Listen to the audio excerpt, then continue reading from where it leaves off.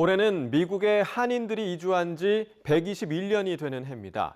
이미 한 세대를 훌쩍 넘어선 미국 내 동포 사회에서는 한민족의 정체성을 이어가는 세대 교체에 대한 관심이 뜨거운데요.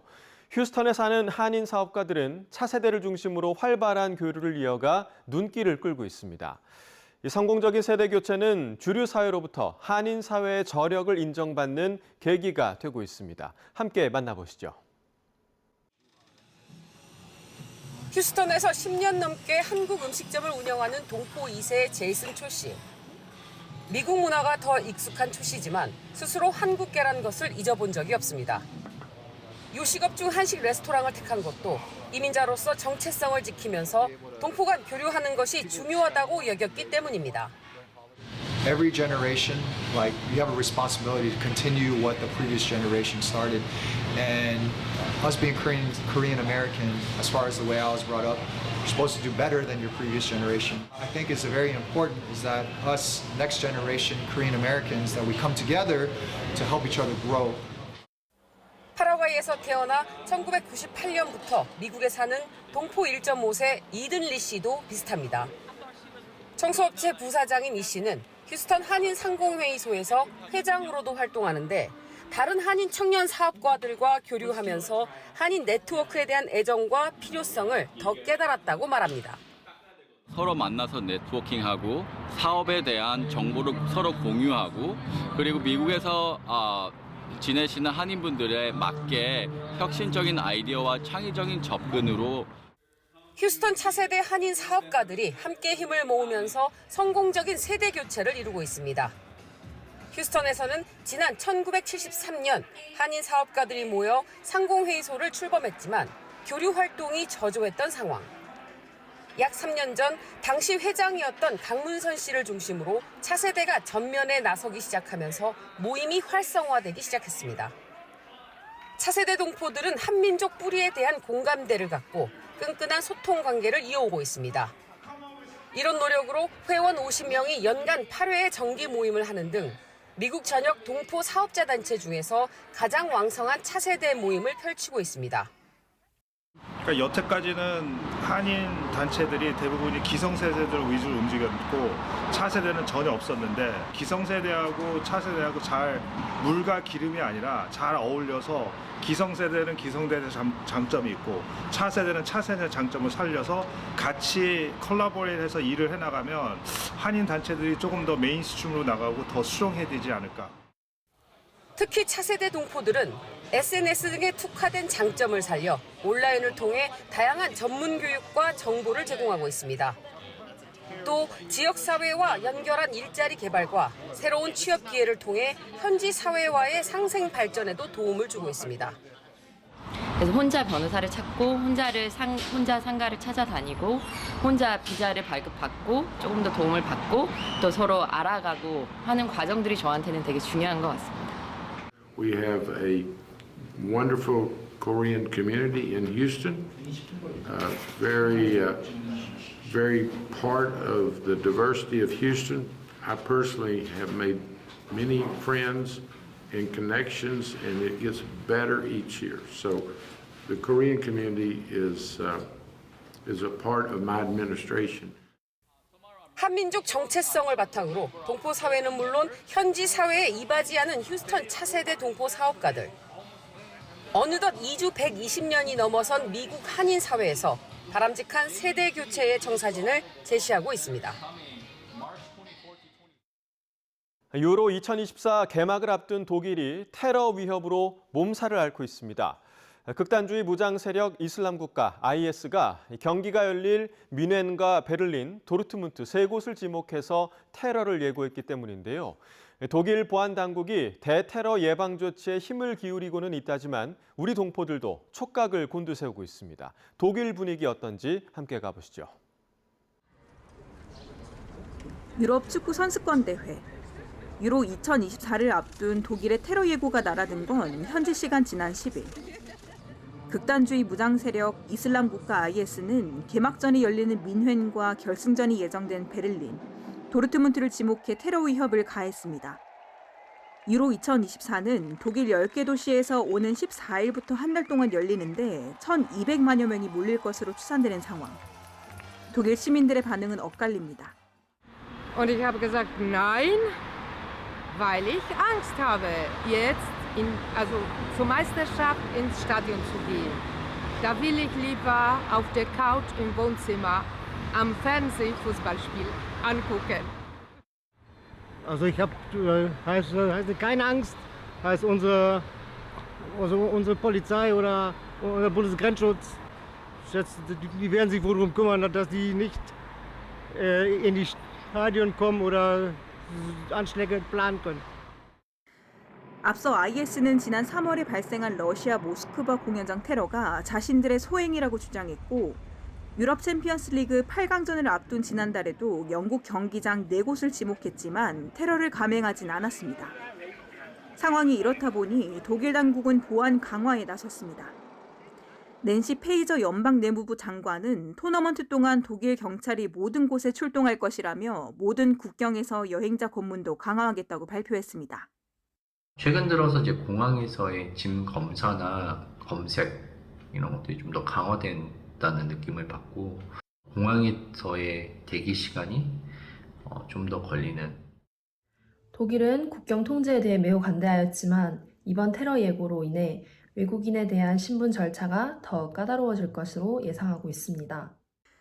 독일에 사는 한인 동포들도 테러 예고에 불안해하면서도 슈투트가르트 등 일부 지역이 테러 예방 훈련 등 방비에 나서자 침착함을 유지한 모습입니다. 사실 불안함은 있어요. IS가 어떤 조직인지도 알고 테러라는 단어가 얼마나 무서운지 아니까요. 하지만 독일이 이에 대해 철저하게 준비를 할 것이라고 생각합니다. 한인 사회에서도 특별히 크게 동요하거나 그런 분위기는 아닌 것 같고요. 사람 많은 곳을 가는 것은 자제하고 스포츠 행사는 행사대로 즐기는 그런 얘기를 하고요. 지구촌 주요 경기장과 관광지 등 다중 이용시설을 대상으로 한 이른바 소프트 타깃 테러 위협이 이어지자 우리 외교부도 앞서 지난 4월 주의를 당부하는 안내를 공지한 바 있습니다. 해외여행을 준비 중이라면 공간 연락처나 현지 경찰 등의 전화번호를 사전에 확인하고 외교부 해외안전여행 홈페이지 등에서 해당 지역 안전정보를 확인하는 게 좋습니다. 미국에서 유학생과 한인 동포들을 대상으로 국적과 병역과 관련한 제도와 정책을 설명하는 자리가 마련됐습니다. 국적 취득이나 상실, 병역법에 대한 내용을 잘 몰라서 크고 작은 어려움을 겪어온 동포들에게는 궁금증을 해소하고 또 해결 방안을 함께 고민하는 소중한 시간이었습니다. 미국 뉴저지로 가보겠습니다. 미국 북동부 뉴저지주 팰리세이드 파크. 전체 주민 2만 2천여 명 가운데 한인이 절반이 넘는 미국 내 대표적인 한인 밀집 지역입니다. 뉴욕 총영사관과 재해동포청이 이 지역 한인 유학생과 동포들 대상으로 국적과 병역법에 대한 내용을 설명하는 자리를 마련했습니다. 아이들이 한국 부모랑 같이 살기 때문에 한국을 출입국 많이 하게 되니까 그 병역에 관련돼서 문제가 발생할 수 있기 때문에 항상 관심이 생겨서. 어린 시절 가족과 미국에 이민 온 김유근 씨는 병역 연기 신청을 제때 하지 못해 병역 의무 기피자로 분류돼 한국 출입국에 제약을 받고 있습니다. 최근 미국 시민권을 따면서 한국 국적은 상실했지만 한국에 가려면 과거 국적 정리 등의 많은 시간과 비용을 감수해야 합니다. 그게 법인지도 모르고 제 시츄에이션이 어떻게 돼가는지는 잘 몰랐어요. 제 생각에는 저희 엄마도 그렇게 뚜렷하게 모르셨던 것 같고. 현행법상 미국 영주권자는 25세까지 국외 여행 허가를 받으면 37세까지 병역 의무를 연기할 수 있는데 이를 놓칠 경우 병역 기피자로 처벌 대상이 될 수 있습니다. 또 미국에서 태어나 출생과 동시에 선천적 복수 국적을 가진 남성은 18세가 되는 해 3월 말까지 대한민국 국적 이탈 신고를 해야 병역 의무가 부과되지 않습니다. 하지만 이 같은 사실을 잘 모르고 있다가 뒤늦게 난관에 봉착하는 경우가 빈번하게 발생하고 있습니다. 국적이나 병역 관련된 문제는 우리 한인 동포들에게 큰 영향을 미칠 수 있는 사항입니다.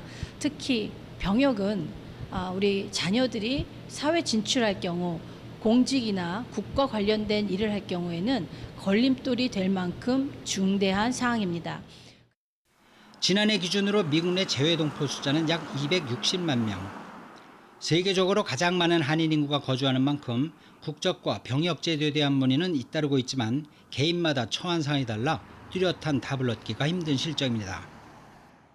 국적 문제라든지 병역 문제가 해결이 안 돼서 불안하시기보다 이런 설명회를 통해서 내용을 잘 이해하시고 간단하게 행정처리를 통해 가지고 편안하게 한국에 오가실 수 있도록. 재외동포청은 유학생과 동포들이 국적 및 병역 제도를 제대로 알지 못해 피해보는 일이 없도록 앞으로도 동포들이 거주하는 지역을 직접 찾아 설명회를 열 계획입니다. 독일 프랑크푸르트에 있는 괴테하우스가 영어에 이어 두 번째 외국어로 한국어 가이드 서비스를 시작했습니다. 이 괴테하우스는 독일이 자랑하는 세계적인 대문호 괴테의 생가에 마련된 박물관으로 그동안 괴테하우스에서는 독일어와 영어로만 오디오 가이드를 제공해 왔습니다. 한국어 오디오 가이드는 전체 60분 분량으로 1795년까지 괴테 가문이 실제로 사용했던 역사적 장소와 물품 등에 대한 70여 개 설명으로 구성되어 있습니다. Und außerdem hatten wir im letzten Jahr 140 Jahre diplomatische Beziehungen zwischen Deutschland und Korea gefeiert. Und da waren Vertreter der Botschaft, der koreanischen Botschaft hier. Und die waren so nett, uns zu sagen, sie würden sich freuen, wenn hier im Goethehaus es auch möglich wäre, Führungen auf Koreanisch zu machen und wir einen Media Guide produzieren. Und das haben sie mitfinanziert und deswegen sind wir sehr froh. 이런 유명한 관광지에 와서 독일어로만 설명이 되어 있으면은 저 같은 사람들은 이해하기가 좀 힘들었을 텐데 다행히도 한국어 서비스가 이렇게 새로 생겨서 이해하기도 쉬웠고 정말 더욱 뜻깊게 보게 되었어요. 재외동포들의 작가 등용문으로 불리는 2024년 재외동포 문학상 공모전이 오는 6월 30일까지 이어집니다. 올해 26회째를 맞이한 재외동포 문학상은 한글 문학 창작 활동 장려를 통해 한인 정체성과 한민족 유대감을 강화하는 취지에서 지난 1999년에 시작됐습니다. 올해 공모는 시, 단편소설, 수필수기 등 세 부문으로 나뉘어 열리며 거주국 내 시민권이나 영주권을 취득했거나 7년 이상 장기 체류한 재외동포 누구나 미발표 한글 창작물로 지원할 수 있습니다. 이 공모 신청은 코리안넷 누리집에서 신청서를 작성한 후 응모 작품을 첨부하면 됩니다.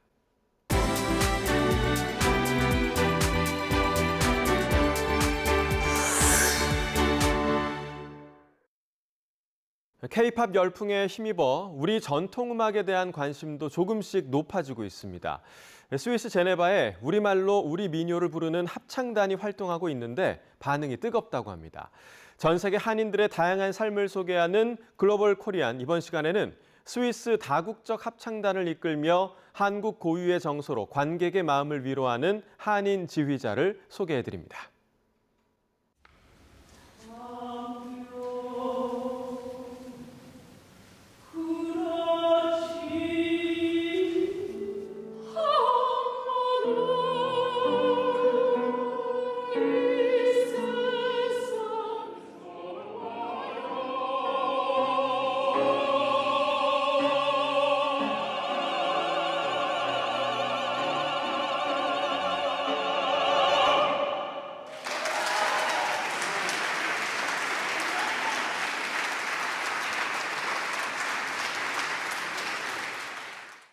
안녕하세요. 스위스 제네바에서 앙상블 무지카이로스의 지휘를 맡고 있는 김미영입니다.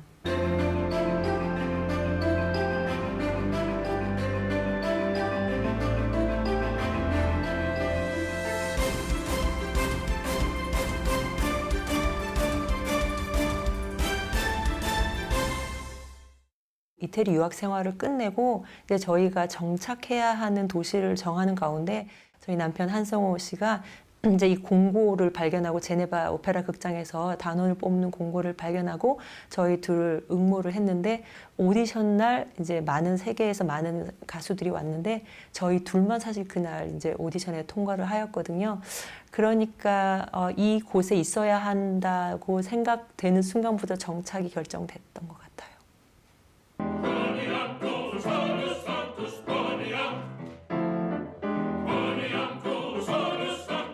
이 단체가 지휘자 1명, 단원 16명, 총 17명인데 이 17명 안에서 국적이 10개국이 넘어요.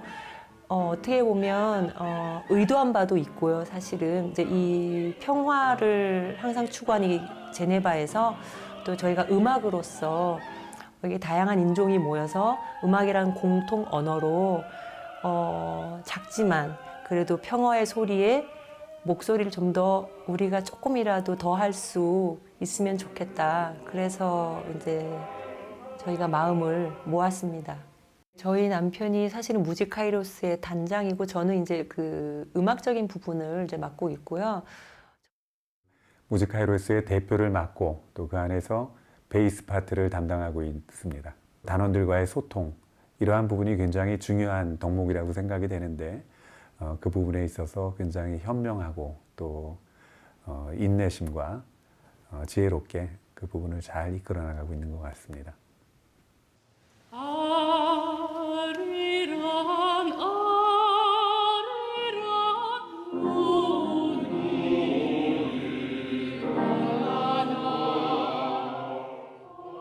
유럽 친구들이 한국 정서를 이해를 하더라고요. 가사를 잘 몰라도 이게 왜 이렇게 써여진 것 같다라고 상상할 수 있는 그 간극이 굉장히 좁고, 그러니까 그 굉장히 깊이 있게 이해하고 요구하지 않았는데 한국 정서처럼 이제 노래를 해주는 것을 보고 이제 이거는 정말 국제적이다.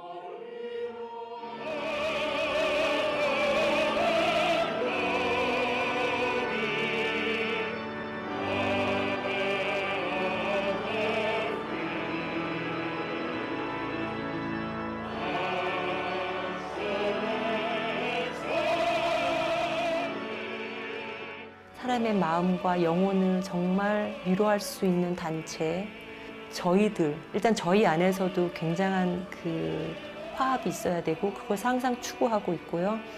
그것을 관중들이 아는 것 같아요. 저희 이 단체와 함께 한국에서도 또 비슷한 어떤 사람을 감동시킬 수 있는, 사람의 마음을 움직일 수 있는 또 그러한 사람들을 모아서 이렇게 협업하는 그런 막연하지만 또 이룰 수 있는 그런 꿈을 좀 꾸고 있습니다. 또 이름도 빛도 없이 살아가는 어느 한 음악가가 그것도 해외에서 끊임없이 그래도 나 스스로를 그리고 또 그 음악을 듣는 사람을 도와주고 싶고 위로하고 싶어서 평생 뭐 작은 노력, 몸부림 치고 살아있으니 이 자체가 어떤 메시지가 됐으면.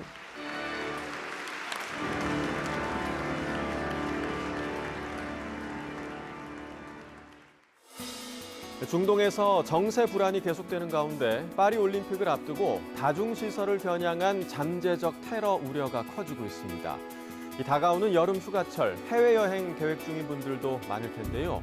여행을 떠나기 전 방문국의 여행 경보 단계와 또 현지 우리 공관 연락처 정도는 반드시 확보하시는 게 좋습니다. 만약 다중시설을 이용할 경우 비상구의 위치를 먼저 확인해야 하는데요. 총소리나 폭발물을 인지했다면 즉시 안전한 장소로 대피해 우리 공관에 현재 상태를 신고해야 합니다. 또 현지 경찰 등 치안 당국의 안내가 있기 전까지 모바일 기기 등을 통해서 관련 소식을 파악하며 은신처에서 최대한 몸을 숨기시기 바랍니다. 다중시설을 겨냥한 테러는 총기와 폭발물뿐 아니라 흉기나 차량 등을 이용해서 벌어지기도 하는데요. 테러범이 흉기 난동을 벌일 경우에는 대응하지 말고 테러범과 최대한 거리를 둬야 하고 차도를 벗어난 차량이 사람들에게 돌진한다면 차량 주행 방향과 직각인 방향으로 대피해야 합니다. 이 밖에 자세한 테러 대비 행동 요령은 외교부 대테러센터 홈페이지를 참고하시기 바랍니다. 이번 주 글로벌 나우 여기서 마칩니다. 시청해주신 여러분 고맙습니다.